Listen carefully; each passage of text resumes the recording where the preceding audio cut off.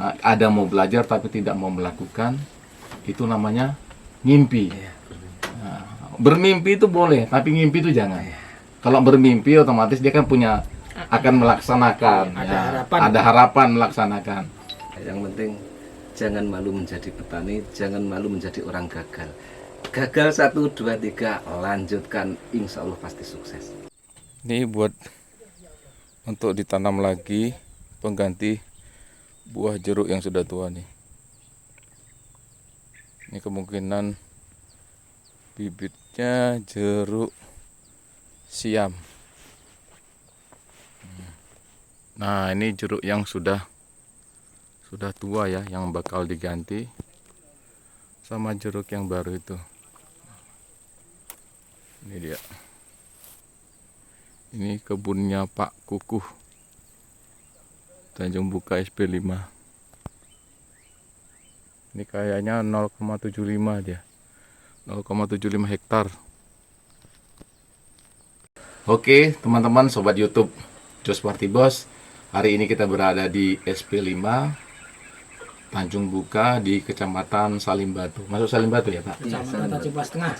Kecamatan Tanjung Palas Tengah, ibu kotanya Salimbatu. Nah, di sini kita nih katanya bahasa Bataknya tuh jarene. Nah, katanya ada petani berprestasi ya, di tingkat kabupaten.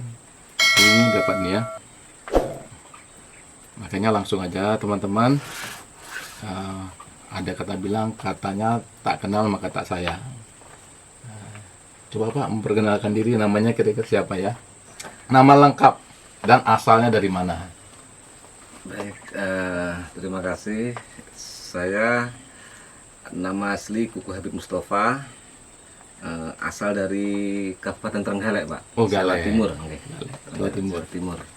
Masuk tren di Bulungan, tepatnya di Tanjung Buka SP5 Salimbatu tahun 2013 bulan Juli tanggal 8 insya Allah. Itu Status? status ya nikah Pak. Oh, status nikah. Jadi beliau ini sudah menikah ya.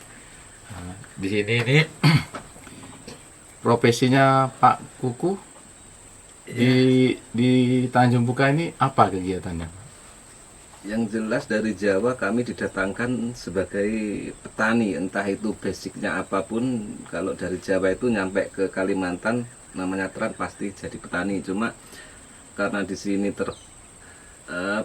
terganjal dengan kondisi pada waktu itu karena nggak bisa langsung diolah lahannya, jadi kami mencoba untuk di bidang-bidang lain, contohnya kayak di dinas-dinas, di kerja instansi dan lain-lain, intinya gitulah.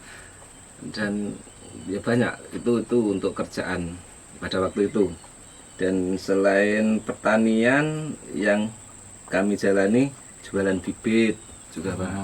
Jualan bibit, terus jualan buah, itu ya banyak lah aktivitas. Jadi ceritanya menyediakan bibit selain jadi petani. Jadi gini ya teman-teman, transmigrasi Tanjung Buka itu lahannya pasang surut. Jadi masuk ke sini itu lahannya belum jadi. Jadi sekalian belum jadi, dia setengah hari atau 1,5 bulan garap lahannya, setengah bulan masih mencari nafkah di luar. Seperti itu ya. Nah, kebetulan beliau ini mencari nafkahnya itu tetap di bidang pertanian. Jadi menyediakan bibit Pertanian. Bibit termasuk bibit apa biasanya itu Pak? Bibit buah jeruk, ya banyak. Semua bibit siap Pak. Cuma tergantung dari teman-teman yang permintaan. Baik itu yang resmi atau yang berlabel, baik yang bersertifikat, baik yang tidak bersertifikat. Berarti ada yang sertifikat, ada yang enggak ya. Tapi harganya beda berarti. Iya, beda. Harganya beda ya. Pertanyaannya ini Pak. Bapak ini kan sarjana ya. Ya. Pertanyaannya itu satu. Tujuannya ikut transmigrasi itu apa Pak dari Jawanya itu? Ya nggak munafik, kalau tujuan pengen kaya Pak. Pengen kaya ya. Kaya, pengen punya sesuatu Pak. Cuma berhubung memang garis bicara lain ya, akhirnya yang dikayakan hatinya Pak. Wah, gitu ya. Mungkin di Jawa itu lahannya tuh nggak punya ya, Ya, lahan ada. seluas ini Ya, itu untuk lahan pertanian seluas tuh ya nggak ada, punya. ya ada. Kalau di sini lahannya berapa tuh?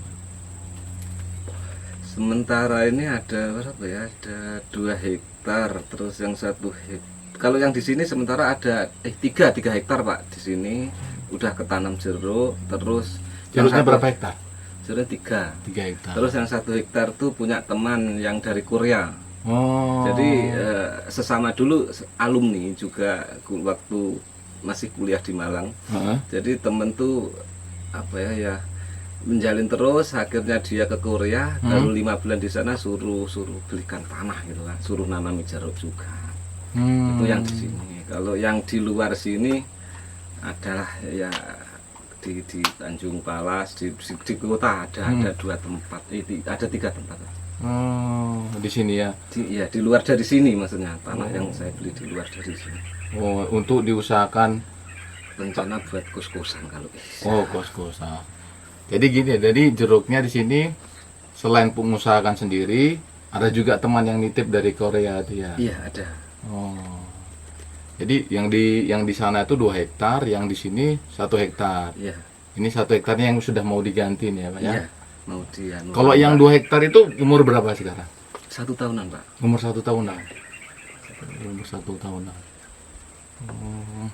Biasanya kalau misalnya jual bibit gitu kan Pak, menyediakan bibit itu biasanya sampai berapa ribu? Terus ngambilnya dari mana? Tergantungan Pak, tergantung permintaan biasanya. Kadang kan kalau untuk daerah itu besar, biasanya 7.000 batang, 10.000 batang. Tapi kalau untuk yang kayak desa biasanya 3.000, 4.000 batang. Kalau untuk individu ya kadang cuma ukurannya per hektar. Biasanya kan di sini saya menyarankan untuk teman-teman jarak tanam kan 5x5. 5x5. Jadi 1 hektar bisa ditanami kurang lebihnya 400-an. 350 sampai 400 batang. Nanti kan kepotong untuk lokasi rumah jadi 400 batang. Jadi kalau temen yang pesan biasanya yang tidak ada label atau bersertifikat itu ya cuma 400 batang. Selain bertani kan, selain Bapak punya usaha tani tanaman jeruk, Bapak itu ini juga mau menjual hasil pertanian teman-teman juga kah? Iya. Jadi saya tuh jual buahnya Pak, buah ke Samarinda untuk lemon lah. Samarinda, Balikpapan, ke Mbero ya. Karena kan di sini terganjal transport, jadi teman-teman dulu tuh kebingungan untuk mengeluarkan hasil tanamannya untuk yang kapasitas besar. Jadi saya tuh ada koneksi dulu waktu belum beli mobil tuh. Jadi teman-teman susah mau bawa ke kotanya. Akhirnya kebetulan saya ada teman-teman travelan itu. Jadi saya pakai itulah untuk ngantar. Jadi ini ya ceritanya, Bapak membuka link pasar ceritanya. Sebagai petani dan sesama teman di Tanjung Buka ini kan karena lahannya juga sudah dibuat bagus, hasilnya juga bagus. Jadi stok itu banyak. Nah, kemudian itu dipasarkan ya, buka link. Itu di luar sini. Soalnya kalau di sini semuanya nggak kuat kuotanya untuk Tanjung Silur kan pasarnya masih kecil Pak. Jadi harus menembus daerah lain, provinsi lain. Samarinda. Ya, Biasanya Samarinda. kemana aja Pak itu? Yang rutin tuh Samarinda, Balikpapan Pak. Samarinda, Balikpapan. Ya. Itu kalau untuk pasar segiri, pasar pagi itu insya Allah hampir full lah saya. Dari sini ya, dari Tanjung Buka nih ya. Iya, untuk jeruk limon. Itu masih ini aja. Biasanya teman-teman dari Tanjung Buka SP5 atau SP berapa aja Pak? Sementara itu SP5 Pak yang banyak. SP5 lemonnya ya. Berarti itu lemon. Iya, lemon. Kalau jeruknya? Jeruk manis. Jeruk Kalau manis. jeruk manis ini diambil semua Pak. Diambil semua ya. Iya, langsung tengkulak itu ke sini ngambil. Ini tadi sebenarnya ada pesanan juga. Ada pesanan 1 kental. Ya tergantung kuat enggaknya metik. Sebenarnya kan ada yang di belakang sana tuh masih banyak sebenarnya, cuma malas mau petik, paling nanti mepet udah sore gitu baru petik. Ya, karena malas mungkin terlalu banyak sudah uangnya ya. Ya, banyak utangnya ini Pak. Ini mohon maaf ini Pak Koko. Ini kan kalau kita lihat itu kan apalagi sudah buka jalur ke Samarinda, ke Balikpapan untuk lemon ini kan. Itu pembiayaannya itu kan butuh modal. Iya. Pak Koko biasanya modalnya dari mana biasanya Pak Koko? Ya saya modal sendiri Pak. Jadi kalau modal nggak tahu tiba-tiba itu di rekening ada gitu aja. Jadi saya modal. Jadi saya nggak ada sistem ambil barang bayar nanti, nggak ada. Oh, langsung bayar. Ya saya langsung bayar, bahkan sampai ditransport kan bukan saya yang bawa mobil, jadi teman-teman tuh yang bawa. Soalnya yang udah hafal, saya nggak hafal jalan. Jadi temen yang bawa pun langsung saya kasih uang, sampai di sana pun nggak dibayar langsung. Jadi biasanya itu jarak 4 hari, kalau udah mulai 30% laku baru dibayar.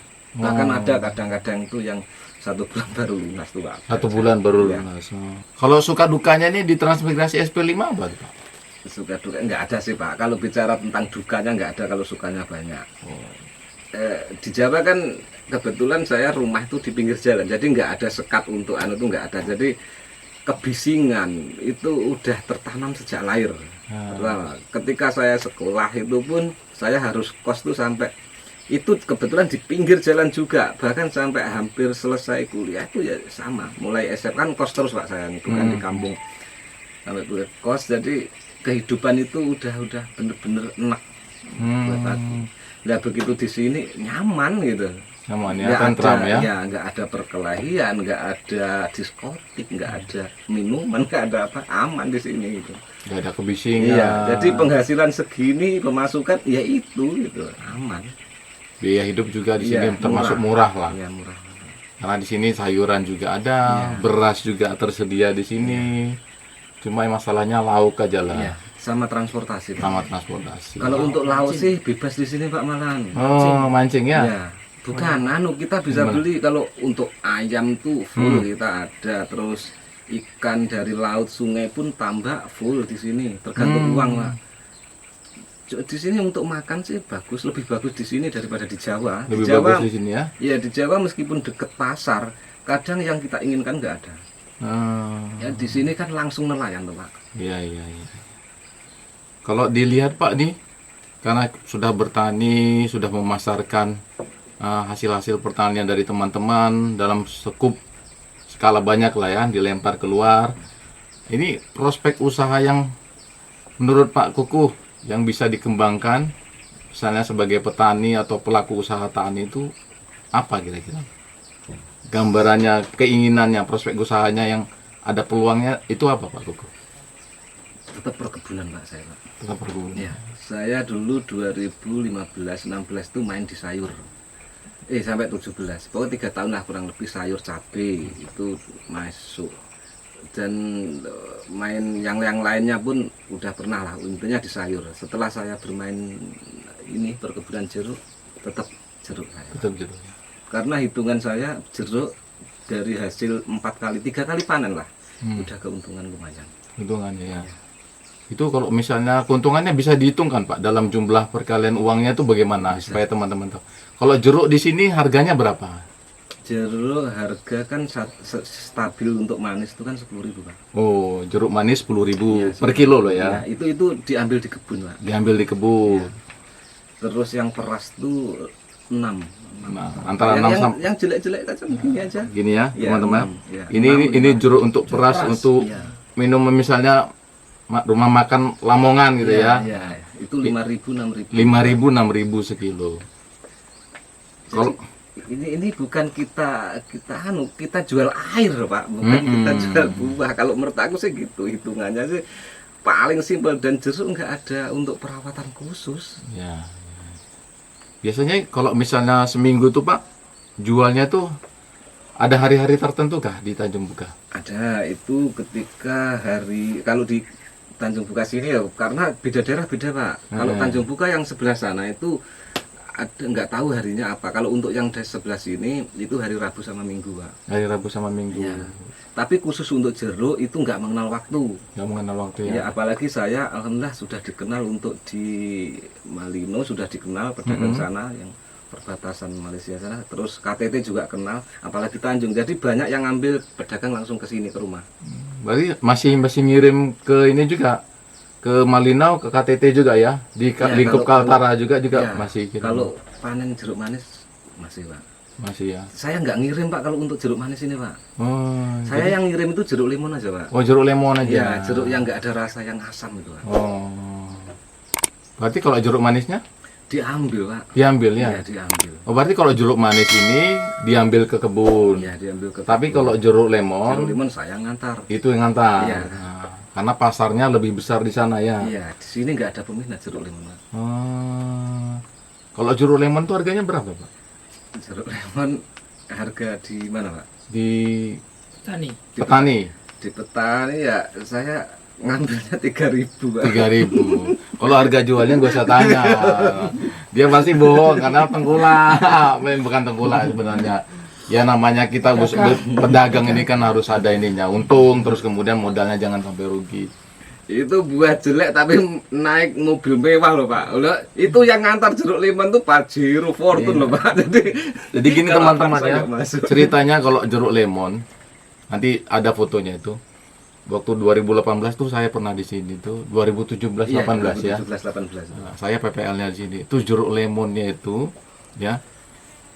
Yang di sini jeruk lemonnya bagus. Kalau di tingkat di sini tuh harganya paling 5.000, 3.000. Tapi itu kalau udah masuk supermarket, harganya itu 35.000 loh, jangan salah. Jadi kalau misalnya jeruk lemonnya itu, pernah saya lihat Pak, itu 35.000. Ya kalau Nah. di Cuma ya itu kan udah supermarket, udah di pengiriman lagi. Jadi gini Pak Kuku, kalau misalnya ini kan Pak Kuku, kalau dari lihatnya jeruknya tadi ya video itu kan, saya rekam itu kan, ini jeruknya kan sudah ada beberapanya 0,75 hektar ini kan sudah termasuk tua, Iya. ya tua. Apalagi saya lihat tuh dari tahun 2015-14 lah mungkin ya. Iya. Ya, dengan sudah nanam itu. Nah, kira-kira ini kan mau diganti. Nah, kalau dari awal Bapak menanam kemarin 2014 itu bisa diceritakan gak? Ini jaraknya berapa penanaman Bapak kan? Jaraknya berapa? Kemudian itu mulai berbuahnya udah berapa tahun? Ini kita bukan teknis ya, bukan hanya sebatas kalau teknis kan begini. Tapi realnya kenyataanmu di sini itu mulai berbuahnya kemarin berapa dan buahnya tuh hasilnya bagaimana apabila kita buat skala usahanya lah, bisa dijelaskan Pak Kuku? Ini dulu waktu saya datang itu kan nggak langsung bisa, soalnya saya dulu nggak tahu tentang pertanian itu Pak. Jadi 2013, 14, 15 itu saya nganggur, nggak ada pertanian, cuma adu ayam aja dulu tuh. Nah 2016 itu saya mulai tertarik namanya jeruk. Waktu itu saya masih jadi kepala sekolah di Tanjung Pak. Nah gara-gara tahu orang bawa jeruk, akhirnya setelah itu saya kerja di PU sama di Kementerian Desa pada waktu itu tugas di Malino. Hasil dari itu langsung saya berpikiran, saya beli bibit pada waktu itu pertama saya dapat Pak. Nah setelah dapat beli bibit saya bikin ini parit. Nah saya udah cukup, akhirnya saya keluar dari kerjaan itu Pak. Dari kerjaan keluar, itu pun saya nggak tahu harus jarak tanam berapa, pupuknya gimana, nggak tahu sama sekali. Pokoknya saya itu cuma berani gitu aja deh. Tapi karena udah terlanjur ngambil opsi yang berani untuk terjun pertanian, akhirnya ya saya terpaksa dari Google, dari YouTube saya betul-betul dari nol pertanian ini. Dan jarak pun kan saya memandangnya dari Jawa Pak. Jawa itu kan pakai patokan 4x4, ada yang 3x4. Nah di sini saya pakai 4x5, 4,5. Cuma saya sistem kayak sawit itu Pak, 5 mata. Nah setelah saya tanam ternyata beda hasilnya dan jelek karena kurang lebar. Yang bagus kan sekitar jarak 5x5 atau 6x6. Dan hasilnya pun ya nggak begitu bagus. Tapi alhamdulillah setelah tanam dan bibit yang bagus ya lumayan sih hasilnya. Itu yang pertama. Yang kedua, untuk perawatan saya memang otodidak Pak ya namanya. Ya, jadi waktu itu ada bantuan obat, pupuk dan lain dari pemerintah. Itulah termasuk ya, waktu itu sampean yang membantu itu ya saya langsung gunakan full karena saya nggak tahu ini untuk apa, saya nggak tahu. Pokoknya racun, entah itu racun apa saya gunakan. Jadi banyak yang salah penempatan Pak pada waktu itu. Terus untuk penanaman saya milih pada waktu itu tanggal berapa? Tanggal 30 Agustus, Pak.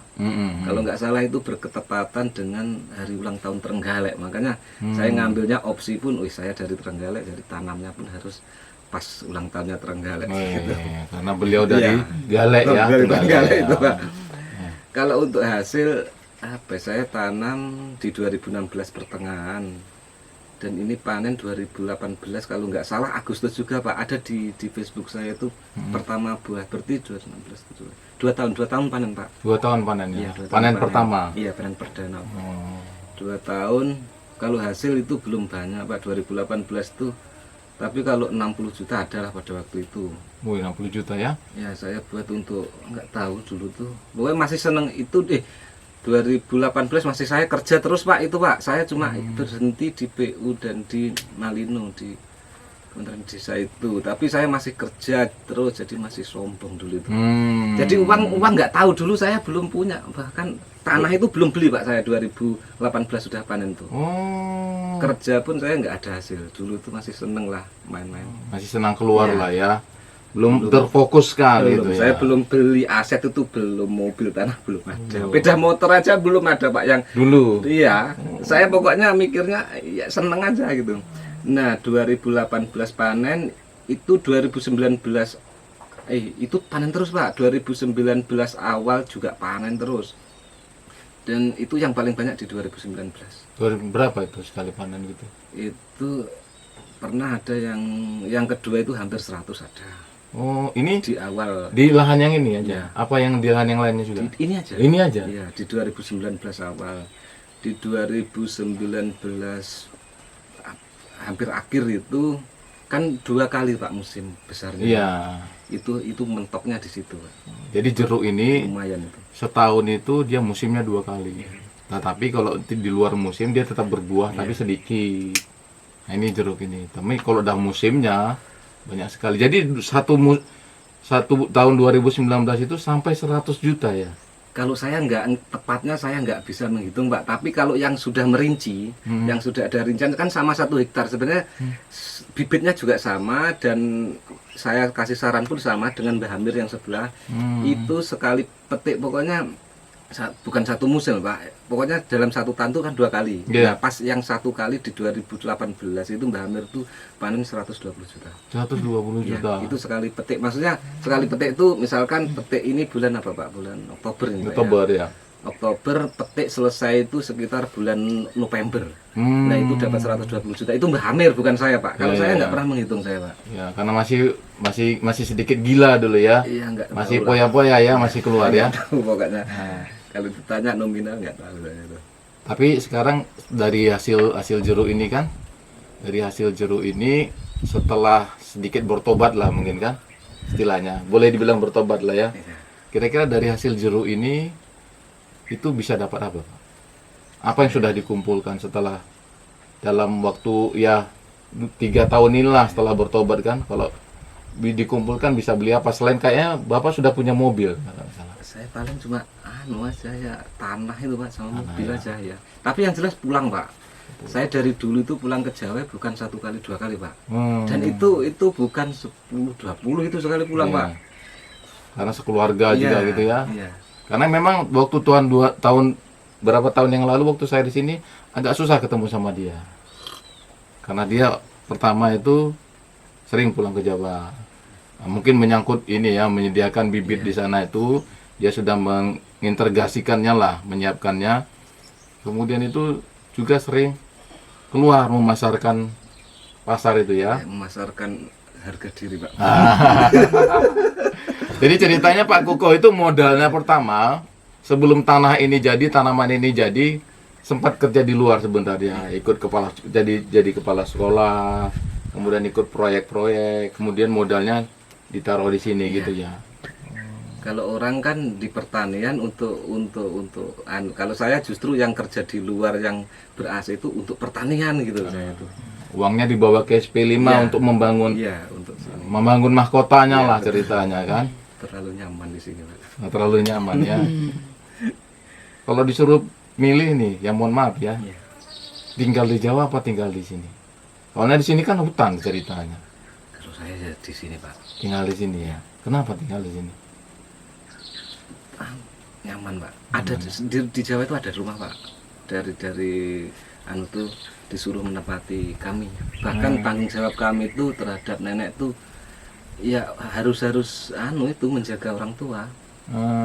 Pertama dari keluarga istri itu udah tua, neneknya nggak ada yang nemani. Itu pun tanggung jawab kami. Soalnya semua sudah anu kan rumah sendiri-sendiri. Itu pun disuruh di rumah di situ.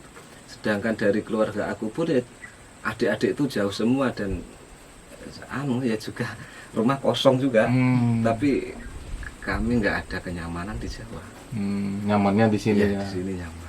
Selain nyaman di sini, penghasilannya juga terbuka rezekinya di sini ya. Amin insya Allah. Sudah punya mobil, transmigrasi sudah punya mobil, Oh, kalau itu enggak anu, Pak. sudah punya lahan juga. Yang pertama itu, yang pertama dan utama itu sebenarnya sudah punya link dan ada apanya, maksudnya produksinya jelas-jelas, produktivitasnya kan di sini kan produksinya, pasarnya juga sudah tahu. Kalau saya itu terantu kan dari dulu memang orientasi saya itu cuma uang Pak. Oh iya jelas Bang. Tapi kebalik sekarang Pak. Ya memang ada sih terbesit uang gitu. Cuma sekarang tuh orientasi saya itu kenyamanan hati Pak. Jadi di mana saya tinggal, makanya dulu tuh saya waktu kerja dimanapun, kos atau perumahan dan lain di AC itu nggak ada kenyamanan. Di sini sampai kan panas Pak ya. Iya, Tapi betul. disitulah saya di sinilah nyaman gitu, Pak. Nyaman ya.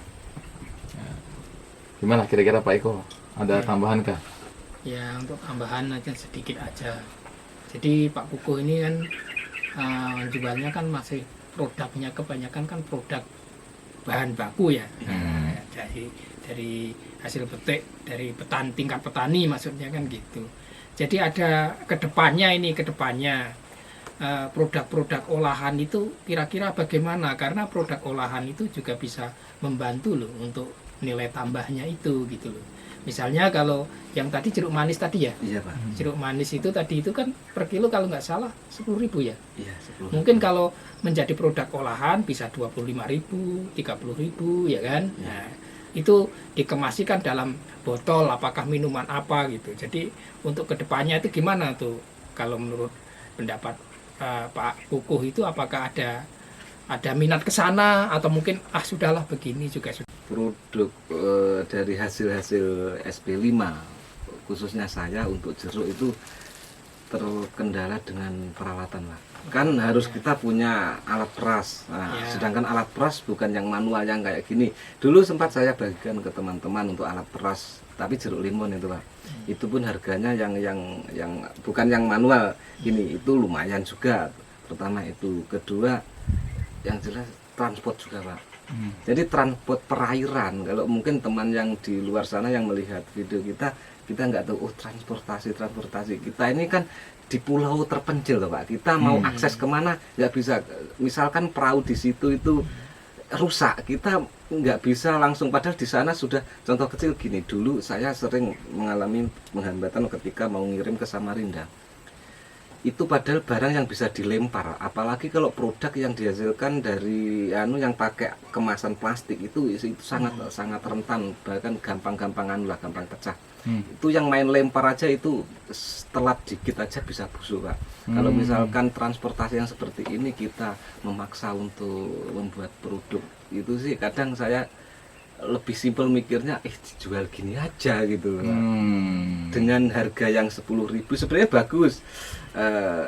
Pak Eko menyarankan gini, ada olahan ya, gitu ya. ada olahan, kita lebih bisa mengeluarkan produk lokal untuk bersaing dengan kualitas yang bagus, dengan harga sebenarnya bagus. Cuma ya itu, kalau misalkan ada pun dana, ada pun yang nyupport, pertama itu transportasi. Ya. Terus kedua, ketidak kontinuitasnya barang yang ada Pak. Jadi kalau cuma mengandalkan 2-3 hektar yang ada jeruk di sini itu sulit Pak.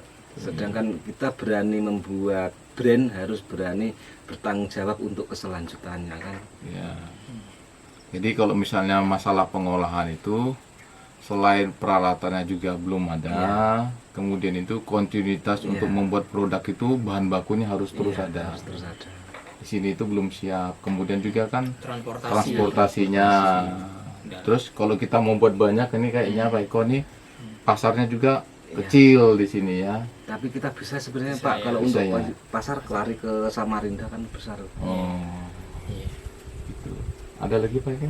Yaitu kita kan hanya nambah itu kan untuk produk lokal itu kan kalau bisa, karena di dalam era agribisnis itu kan pertama kan hilirnya baru ke hulunya kan betul, gitu. betul. Hilirnya itu artinya ya termasuk pengolahan hasil tadi, pengolahan, terus kemudian pemasaran. Kalau hulunya kan ya produksinya, sarana ya kan, sarana prasarana, sarana produksinya gitu. Tapi kan yang agribisnisnya itu kan biasanya kan hilirnya. Tapi kalau yang masalah ya nggak apa-apa Pak Kuku, kalau misalnya dari produk yang kini sudah bisa menghasilkan bagus ya kita mendukung gitu. Cuma kan kita kalau bisa menyarankan Iya, olahan hasil kan, nah itu dan mungkin terkendala lebih lagi Pak Eko, apa itu di sini nih nggak ada apa itu listrik Pak. Oh gitu. Jadi Ya. semua yang Oh, dikendalikan itu kan misalkan Oh, pakai iya, hand betul, seller betul. atau Oh, betul, pakai iya. cup seller apa itu namanya, itu kan pakai listrik semua di sini itu. Ya, teman-teman tahu ya, Tanjung Buka SP5 itu belum ada listrik. Jadi masih mengandalkan ini ya, tenaga surya. Iya, tenaga surya. Tenaga surya. Dan itu tenaga surya itu larinya ke aki, Pak. Iya. Nah, ke aki. Jadi untuk ya selain itu tadi ya dukanya mungkin itulah, ya kan. Justru itu saya Nggak duka menjadi malah. duka enggak Pak. Justru saya tuh apa ya? Makanya kalau orang yang melihat video di luar pasti itu bohong bermunafik itu buku itu. Biarlah orang luar bicara munafik. Kalau menurut saya itu benar-benar udah jenuh dengan kehidupan kota, diskotik dan lain, udah jenuh muak saya itu.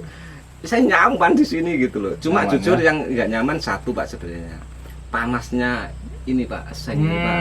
Seandainya ini dingin, saya nggak perlu yang rumah mewah Pak. Biarpun saya bikin rumah yang di sana, saya di sini yang saya tempati Pak.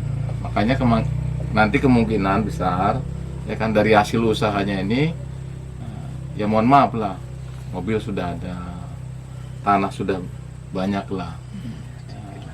Ini kayaknya mungkin rumahnya akan diperbaiki lagi. Ya, nih. paling cuma ini aja. Saya itu tunggul itu udah banyak itu Pak. Itu rencananya saya bikin ini naik betul biar nyaman. Saya nggak nyaman, makanya saya banyak kipas Pak. Banyak ada 5 kipas itu. Ada 5 kipas ya. ya? Saya tidur tuh cuma gini. Rencana bikin nanti misalkan ada rencana listrik masuk Pak. Saya bilang sama bini itu nanti itu bikin satu ruangan ini penuh AC gitu kan. Biar saya tuh hidup tuh nyaman gitu. Makanya saya persiapan tunggul ini udah pesan 1 truk lagi Pak ini Pak. Ini kan baru 1 pickup, ini sudah pesan 1 truk lagi untuk tunggulnya aja. Karena kita ini di Kalimantan Utara mendekati ini ya Pak, garis khatulistiwa. Persis kalau kita di Jawa itu kan walaupun panas dia tetap agak jauh dari garis khatulistiwa. Tapi kita ini nggak kita sadari, sepanas-panasnya kita itu jauh lebih enak panas di sini Pak. Iya. Karena panas di Jawa itu panas, Di polusi. kulit, ya, di kulit pun kayak Iya. gimana ya. Karena Iya, sana menyengat. kan polutan ya. Polutan. Karena saya di Semarang tuh lama kan, rasanya. Tapi kan setelah di sini tuh ya, kembali ke Jawa tuh rasanya risih betul. Tinggal di sana itu kurang nyaman jadinya. Ya kecuali rumah kita mewah betul lah, punya apa gitu kan. Tapi kalau di Jawa itu, di Semarang misalnya, saya di Semarang, mau keluar itu aja rasanya di luarnya ya, di jalannya tuh panas betul. Jadi kalau menurut Pak Kuku, kira-kira kalau dari pemerintah dengan adanya seperti petani seperti ini, kemudian ada bisa memasarkan usahanya itu, kira-kira pemerintah itu harus memperhatikan dari segi apanya buat kita warga transmigrasi dan petani-petani ke depannya. Untuk pemerintah sebenarnya nggak ada yang patut untuk kita celotehin atau kita salahkan Pak. Sebenarnya banyak upaya dari pemerintah, mulai dari pembentukan kayak kelompok-kelompok, misalkan dari dasar, mungkin dari hilirnya kayak kelompok tani, Gapotan, terus JPN atau petani milenial atau petani dan lain-lain banyak lah. kita sudah terbentuk seperti itu kan udah membentuk suatu jaringan sebenarnya. Karena komunitas itu, kelompok itu terbentuk bukan hanya di Bulungan, itu di se-Indonesia itu. Jadi jaringan-jaringan itu sebenarnya bisa dikolaborasikan, cuma tergantung kembali ke cara pikir kita, ke leluasan IQ kita untuk mengembangkan usaha pemerintah itu menurut aku. Jadi nggak ada yang perlu kita koreksi untuk usaha pemerintah. Cuma di sini saya mau pesan sama teman-teman tentang aja lah, tentang tran dan calon-calon tran yang ada. Ini kan saya dengar masih banyak calon transmigrasi, Pak. Di program Jokowi ini masih terus berlanjut, nggak tahu di daerah mana, termasuk di Kalimantan ini saya dengar ada sih. Jadi gini, teman yang mau datang, jangan takut dan kalau memang mau tran itu ibarat semboyannya TNI. Kalau udah masuk pintu, jangan sekali-kali menoleh atau untuk mundur. Karena kalau untuk mundur atau berpikiran ragu sekalipun, selesai jadi TNI pasti gagal. Sama dengan tran.